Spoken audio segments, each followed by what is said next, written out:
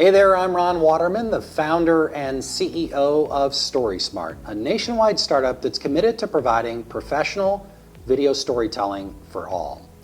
Today, I want to talk to you about purpose-driven storytelling. So let me tell you what I mean by that. What is purpose-driven? The SMART and STORYSMART's mnemonic. It means to have a strategic purpose. The S in SMART. Actually, I'm cheating. It didn't work to have a P there. It really means have a strategic purpose. The M is have a message. A is be intentional about your audience.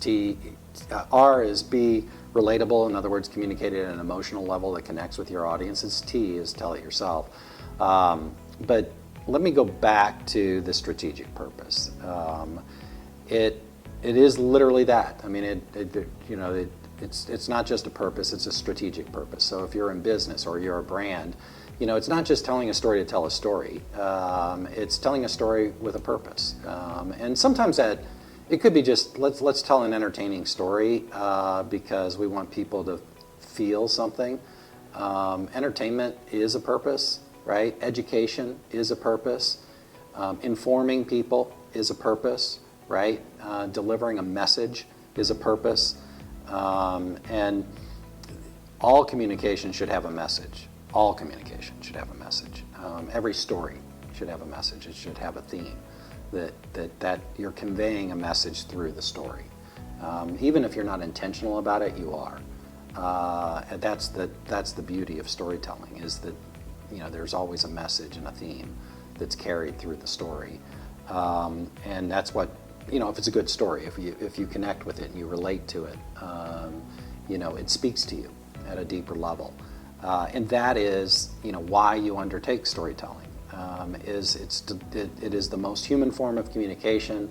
It is the most impactful when it's done well. It is the most memorable when it's done well.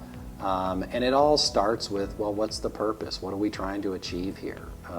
And your purpose really can be, it could be to elicit some sort of action, right? When I was with the Cardinals, sometimes it was the purpose of our communication might have been, we want you to buy a baseball ticket.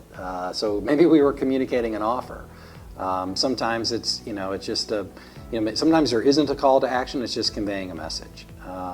But it's about being intentional and being very clear about your purpose before you undertake the storytelling. And that starts with knowing who your target audience is. All right, who's my target audience? What is it that I want them to know? What action, if any, do I want them to take? Those are sort of the mental things that I consider with any sort of communication are those things. It's like, all right, who's the audience? What's the message?